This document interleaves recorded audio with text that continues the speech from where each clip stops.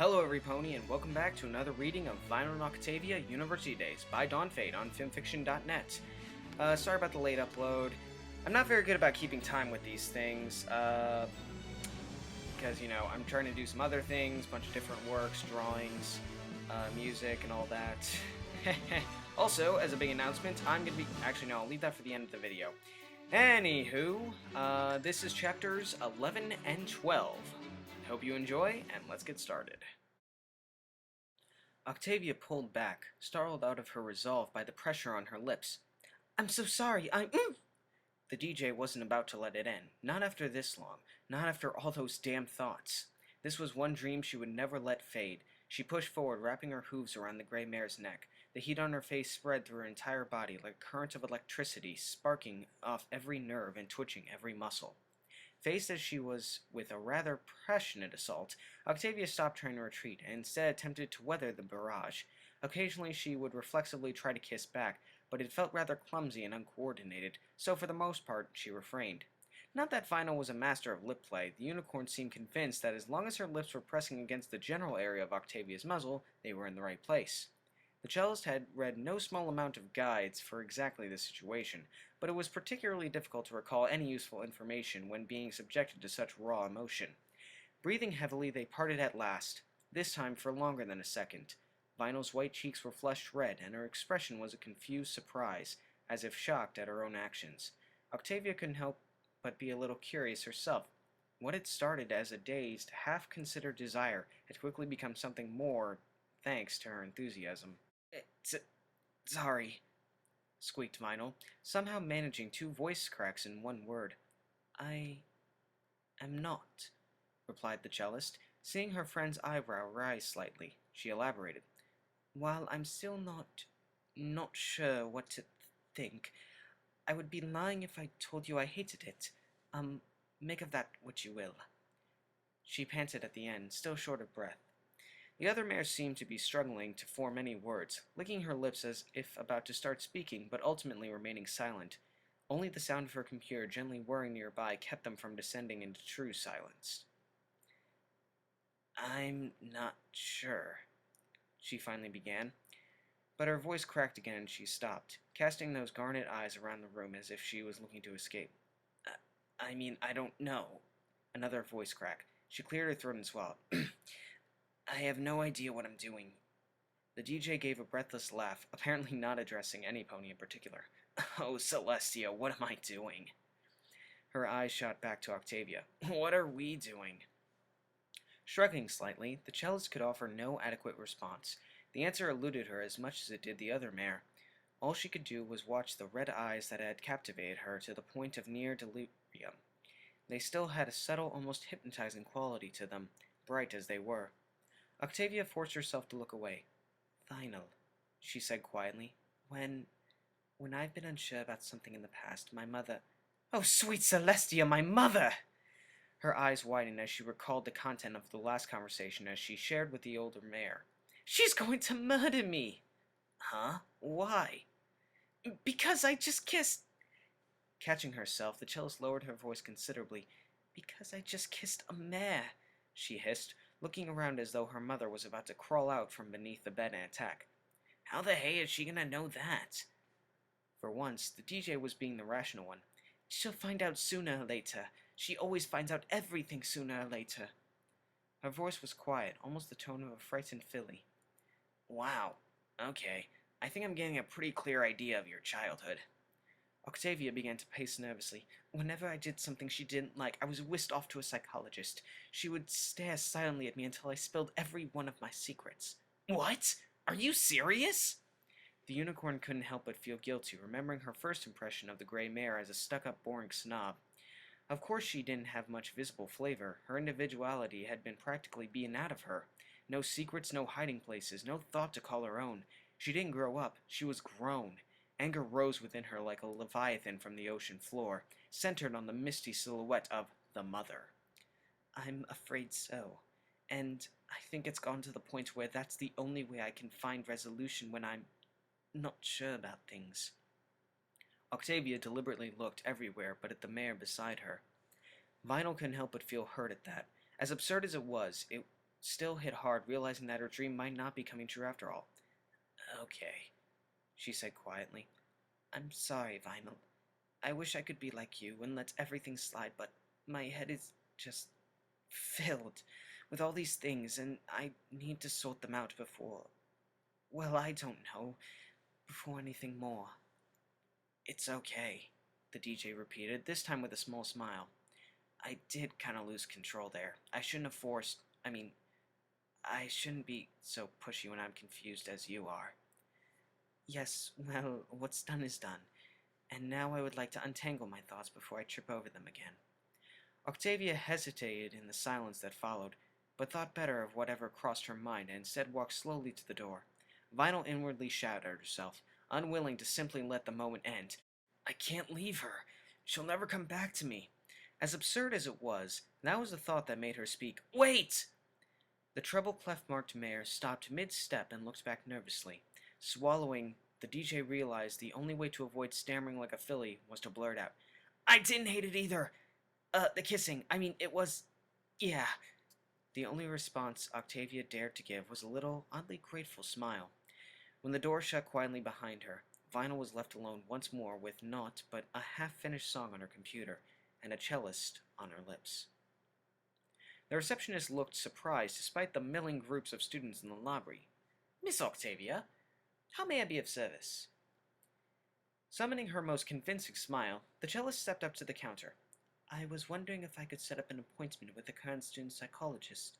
Certainly, replied the receptionist, perhaps a little too eagerly for Octavia's liking. Most of the staff seemed to behave rather oddly around her, and she was starting to suspect the involvement of a maternal kind. We have a system that rotates all the, pardon me for interrupting, but I would like to make the appointment quickly. She didn't mean to sound so harsh, but the thought of her mother put her on edge. Oh, of course. Deepest apologies, Miss Octavia. I'll just call his office and see if he's free right now. The unicorn floated a phone up to her ear and rapidly tapped at the keypad with magic. A trickle of sweat ran down the back of her neck. Hello, yes, this is reception. We have Octavia here, wondering if your next slot is open. Oh, right now? Well, that's very fortunate. I'll send her right up.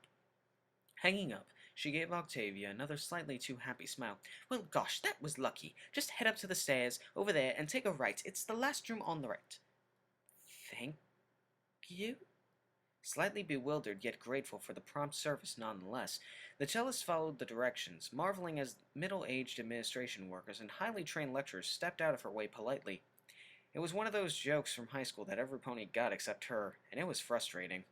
Just before she reached the office, a stallion was shoved out of it. It was the same pony from Vinyl's art class, only looking slightly more haggard. Hey, I wasn't done talking yet, he said angrily. After a muffled reply from within the office, he rolled his eyes and trudged down the hall, shoving past Octavia. While not entirely sure what to make of that little encounter, the cellist did her best to ignore it. As much as she wanted to let her mind run away on a tangent trying to figure out the rude ejection of the stallion, she couldn't afford to avoid her own problems, especially since she was now living with one of them. Oh, Celestia, how can I even face her again after that? The office was small, almost cramped, with most of the available space taken up by a large desk flanked by chairs on either side of it. The pony behind it was doubled over, flicking through files in a drawer. His red frizzy mane bobbed in a familiar way, and as he sat upright and deposited a file onto his desk, she saw why.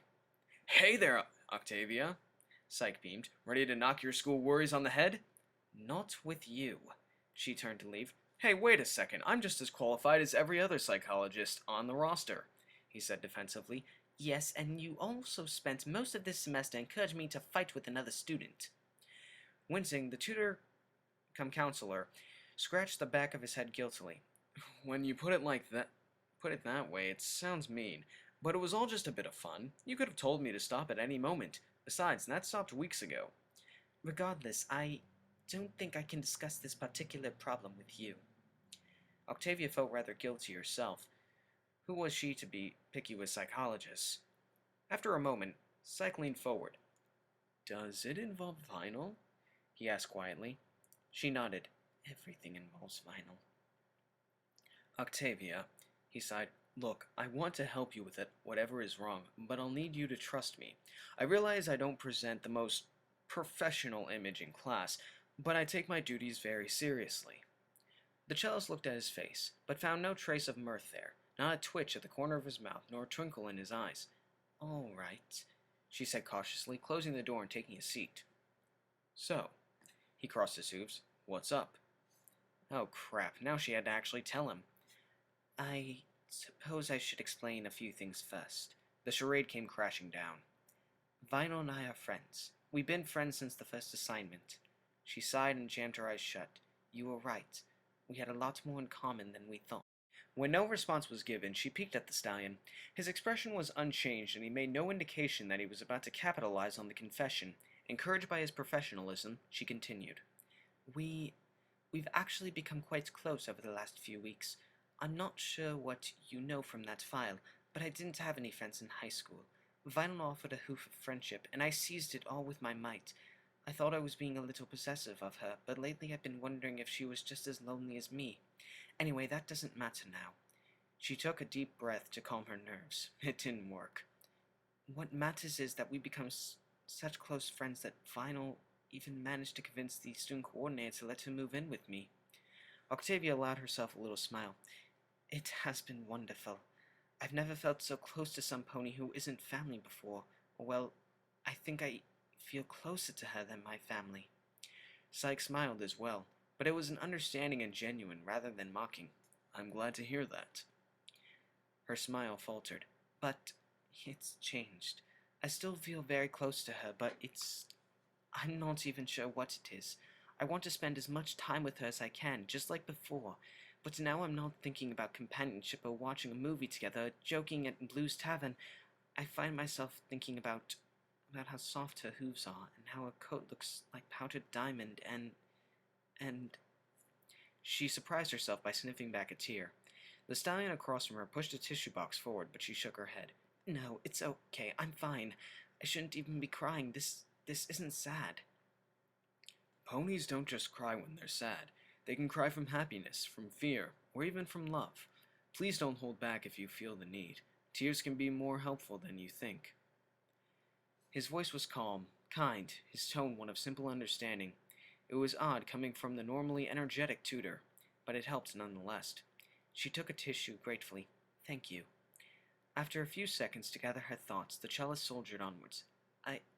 I'm not quite as naive as many ponies think. I know what these feelings for Vinyl are. In essence, even if I'm not quite ready to admit them yet. The problem is I've never really liked any pony in this way before, especially not a meh. Taking a moment to consider her words, Syke reclined back in his chair. Realizing one's sexuality is rarely a straightforward process. Pardon the pun. He reddened slightly, but the gray mare didn't penalize him for it, instead looking out the window at the grassy court. And coupled with the fact that Vinyl is your first true friend, I can only imagine how conflicted you must feel. However, you've maintained perfect composure during class despite this. I must tentatively conclude that something has happened, an event of sorts, to make you seek outside help. Octavia nodded, still looking away. I saw her without those glasses of hers for the first time. I never thought of myself as the type to be entranced easily, but... Ah, did she notice you staring, or did you... do something? I did something, she whispered. What happened? The tutor asked quietly. I kissed her. Saying it aloud seemed to consolidate a million thoughts at once. She kissed Vinyl, on the lips. Her first kiss ever was with a mare, and not just that, but her best friend too. And what was Vinyl's reaction? Syke almost seemed to brace himself. Octavia couldn't help but blush, remembering the sudden instant pressure on her lips and the taste of Vinyl, and the feel of her breath as she desperately kept pushing. She kissed me back. Well, I might be getting rusty, but that sounds like a good thing. It is, and it isn't. There are too many things in play here. My mother, the other students, my studies. It's too much to process at once. So don't process it, he suggested simply. At a raised eyebrow, he elaborated. Don't overthink it. I know for a fact you are blasting through your schoolwork much faster than your tutors can issue it. Your mother is all the way up at her estate, last I heard. And even if she found out the second you kissed Vinyl, it would take her a few days for her to get her affairs in order before traveling down here. The other students have their own problems. Trust me, I've spoken to hundreds of them. What should I do then? Octavia dropped the tissue in a small bin and strained her mane. Take a few weeks off studying altogether. 2 to be precise. But exams are in 3 weeks! Exclaimed the cellist. Yes, they are. And you are so ridiculously prepared for them that they might as well be kindergarten crayon coloring competitions. Trust me, you'll be fine. Go to the lectures and tutorials like usual. Take notes, but leave it at that. You have more important things to put energy into. The orange-coated stallion gave a smile, reminiscent of his usual demeanor. I think you're the first teacher to ever tell me not to study. But very well, what should I do in that time? Talk to Vinyl. Tell her what's going on through your mind. I think she likes you quite a bit. As giddy as the thought made her feel, Octavia wasn't done. So I'm supposed to just talk for 2 weeks. He waved a hoof. Get dinner together, go see movies, all that stuff. Just spend time with her and your conflicted feelings will resolve themselves. Is it really that easy? She asked hopefully. It can be, if you let it. Remember, don't overthink everything. Just do anything. Or don't think, just do. Let your natural response be your actual response, and you'll see the truth. He blinked. Hey, that was pretty good. You can quote me on that if you like. They chuckled together. The cellist felt better and with every laugh. Simply voicing all her worries, having some pony to confide in, was making all the difference. I like Vinyl, but there is... Stop. I like Vinyl, she said, starting to beam. Perhaps you should tell her that, replied Psyche with a wink. I want to be with her right now, but this... Stop. That is an excellent idea. She slid off her chair and walked over to the door, pausing only to look over her shoulder. Thank you. He nodded and waved as she left the room. When the hoofsteps had faded from earshot, he slowly opened the file. On top of several detailed pages of psychological evaluations was a little yellow sticky note, one he had noticed before but always ignored. Psych, you'll let me know if Octavia comes to see you while you're on counselor duty, won't you? It would be ever so sweet of you. L. For a long moment he stared at the words, their perfect Hooferen style reminding him of the mare who just left. Every curl and flick was flawless, every word possessing weight beyond its appearance. Then, with a casual brush of his right hoof, the note was peeled away and sent fluttering in the air, twirling and spiraling downwards until it came to rest beside a tissue at the bottom of a small bin. Oops, he whispered, closing the file once more. Chapter 12. Vinyl had never felt more nervous in her life, or more excited. She hadn't moved since Octavia left. She couldn't move. Every muscle was frozen, each hoof rooted to the ground by thoughts. She said she liked it. The DJ licked her lips again, as she had been doing for the past half hour, but she tasted naught but skin. No, she said she didn't hate it. There's a difference. She was just trying to spare my feelings. But that painful thought was quickly obliterated by virtue of a simple fact. She kissed me first. Finally, a grin broke through conflicted expression as the sun finally broke through the clouds outside and shone through the window. So too did that simple reality burn away her shadowed doubts and worries. No matter what happened when Octavia got back, she would always have that knowledge. Vinyl trudged over to the computer. She didn't feel like making music anymore, the reason being that what had started as escape from reality had accidentally turned into the biggest reminder in the room, so she simply saved her progress and powered down her equipment. Without the gentle whirring of her computer, the room settled oddly muffled. The absence of noise was just as distracting as having the volume on maximum. Hurry up, Philly, she said, immediately feeling stupid as soon as the words left her mouth. Yeah, hurry up and deal with your emotional issues, which I probably caused, by the way, and get back here because I'm lonely. Why am I such an idiot? The unicorn whispered, smacking her face with a hoof. Before any suitable answer could present itself, the stifling silence was broken by the turning of a handle. She held her breath as the gray mare on whom all her thoughts were focused on entered the room. The cellist was smiling, but Vinyl was too nervous to return it. Swallowing, she decided to let her roommate speak first. It was a few tense moments as Octavia closed the door and walked over to her, each second an eternity, each hoof step a thunderclap.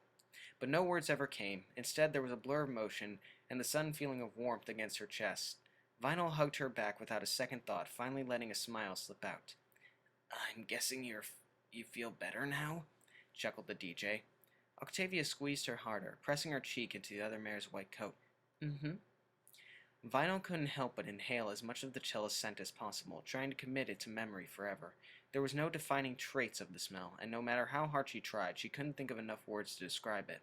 All that came to mind was a name. Octavia. It encapsulated everything the scent meant, every feeling it induced within her, all the fury that and want and innocent desire she had denied for weeks in a single word. Octavia, she said shakily, closing her eyes in order to reinforce the feeling of the gray skin against her. Yes, Vinyl, replied the mayor in question. Please tell me means what I think it means. They pulled back in unison so they could see each other's face. The DJ slowly raised her head to meet the cellist's gaze. What do you think it means? She asked as Vinyl desperately tried not to get lost in the endless violet of her eyes. Her heart pounding in her ears, Vinyl tried to form the words that seemed so simple a few minutes ago. You... like... I like you. The statement sent heat rushing over the unicorn's body, but she had to be sure. Like... Like, giggled the cellist. And so the time for words drew to a close. Vinyl celebrated the occasion by pushing forward and kissing her roommate as hard as she could. Octavia squeaked in surprise, but didn't try to pull away. The room was quiet but for the sound of locked lips, heavy breathing, and the quietest vocalizations of happiness. It was a moment that they could never lose, one that would define their bond in the coming days. Standing as they were in the dusty, glass-filtered sunlight, it looked as though a new dawn had arrived, marking their beginning with its own. It was only when a slightly less than refined noise escaped Octavia's mouth did they recall their senses. The offending mare cleared her throat as even more blood rushed her cheeks. Let's just pretend that didn't happen. Vinyl leaned in to nuzzle her. Not a chance, she whispered through her smile. Octavia stepped backwards out of the DJ's reach, panting slightly. I think we need to stop for a while. I haven't eaten since breakfast. For a few seconds, Vinyl contemplated pushing forward and continuing. Something about the cellist's body language told her such actions wouldn't receive many objections. But wasn't being pushy the reason Octavia stressed out in the first place? No, this time she would do things right. Want to head out and get something then? Grateful for the few seconds to catch her breath, the gray mare raised her eyebrow thoughtfully. Do you have anywhere in mind? How about we just go walking and see where we end up? Suggested Vinyl, floating her glasses over from her desk. That sounds perfect. But as the unicorn made for the door, Octavia stepped in her path. Do you think you could leave your glasses here? Huh? Why? The cellist sheepishly pawed at the ground with her right foreleg. Because you have very pretty eyes. They shouldn't be hidden away. Vinyl's mouth worked, but nothing came out. In her 18 years of existence, no pony had ever complimented her eyes, at least not sincerely. While she had been lucky enough to escape most teasing during high school, there had still been a few incidents. But at least for a moment, the DJ forgot all those ponies from her past. Instead, she removed her glasses and set them down once more. She suddenly felt very vulnerable from the reminder of how the world looked behind tinted glass. Really? She asked in a small voice. The other mare must have sensed the change in mood, and she quickly moved closer. Vinyl, they are beautiful. She touched Vinyl's cheeks. You are beautiful. As corny as that was, thanks. They moved forward simultaneously for a quick peck, careful not to get carried away. Well, Octavia adjusted her mane once more. Shall we? As expected, the streets were still cold and gray. An icy wind ripped through all who dared to venture outside, sending papers and manes alike into disarray. Most of the stores were open, but the cafes had all moved their tables inside and closed their shutters. From behind each door, the warm glow of light beckoned. But Vinyl was just fine where she was, walking beside a certain gray mare trying desperately to salvage her hair. This was an awful idea, she called over the wind. Just let it go, replied the DJ, laughing. I'll look ridiculous. There's no pony around. Who cares? With a final, futile attempt to wrangle her mane, the cellist sighed in defeat and lowered her head. Within seconds, her charcoal hair was billowing freely behind her. I feel ridiculous, she sulked. Oh, come on, my mane's going crazy too. Octavia gave her a flat look. Your mane is crazy whether the wind is blowing or not. The difference is that it suits you. The unicorn grinned and bumped her flank against the other mare, eliciting an amusing squeak. You can fix everything when we get to wherever we're going. Until then, be free, young one. Though she returned the grin after a moment's hesitation, it quickly took on a more sinister appearance. Without thinking, Octavia darted closer and bit lightly on the DJ's exposed ear. It took less than a second, but the results were substantial. Vinyl stumbled and fell on her chest, hind legs in the air. The treble clef-marked mare started to giggle, but stopped abruptly as her brain caught up with her actions. Oh, I'm so sorry. Are you all right? She quickly helped her roommate stand back up. Her white cheeks were red, probably from hitting the ground, but otherwise there were no visible injuries.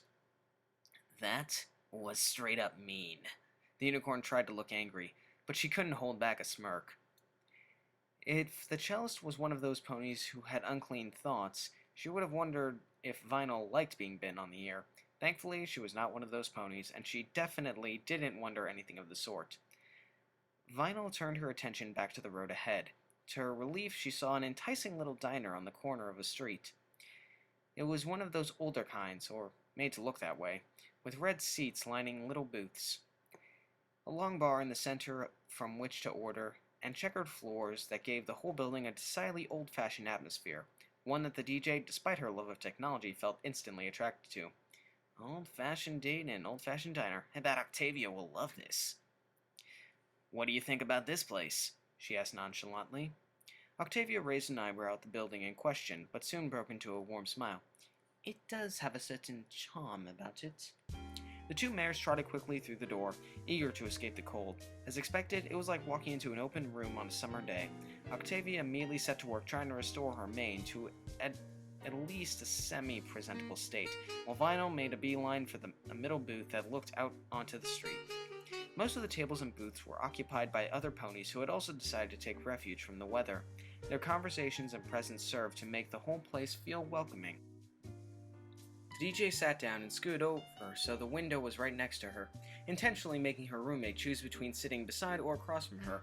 To her unspoken delight, Octavia sat next to her and moved close enough that they would be muzzle to muzzle if they turned towards each other. To hide her ear-to-ear grin, the unicorn looked out the window into the darkening street. Unaware of her friend's joy as she was, Octavia cleared her throat nervously and whispered, Am I too close? The high walls between each booth would prevent the other patrons from seeing, so Vinyl turned back and daringly snaked her hoof around the gray mare's waist, pulling her close for a quick side hug. Filly, you can never be too close to me. Octavia giggled and risked a quick peck on Vinyl's cheek, causing them both to break out into a barely stifled laughter. Only the sudden proximity of a waiter broke them out of their mirth. So, what can I get you to? He asked, wearing a smirk that said he hadn't missed a thing. I'll have... I actually don't know what's on the menu. Any recommendations? Vinyl tried to remain nonchalant as she suddenly removed her hoof from around the other mare's waist. Well, our dinner menu has everything from carrot roast to pumpkin soup, or, he added slyly, we have a couples special that might interest you. Octavia's ear had folded back, and she looked around as though some pony else would be hiding in the booth. Vinyl just gave him a flat, unamused stare. He raised an eyebrow, then blinked in understanding. Oh, my apologies. Still undercover, are you? Not that it's any of my business, of course. The stallion lowered his voice. But would you like the couples special? Since the cellist couldn't quite bring herself to look him in the eyes, Vinyl answered for her in the form of a slight nod. The waiter winked and quickly trod out of sight. I'm sorry, Vinyl, Octavia said guiltily. I'm being rather obvious, aren't I? She slid away slightly so they weren't quite as close. Hey, I'm not exactly keeping things on the down low either. We just gotta be careful. The unicorn shuddered. Can you imagine what it would be like if Psyche found out? Awful, I'd imagine. Octavia hid her small smile under the pretense of looking out the booth for the tutor. Yeah, and that Lyra chick too. She's such a bit language when public. Oh, right. Scratching the back of her head, Vinyl grinned sheepishly. Well, she is. The cellist shrugged, deciding not to take a side until she knew the results of her last encounter with the admittedly uncivilized mint-green mare. After all, Octavia knew what it was like to be judged without question. The least she could do was try to prevent the cycle from continuing.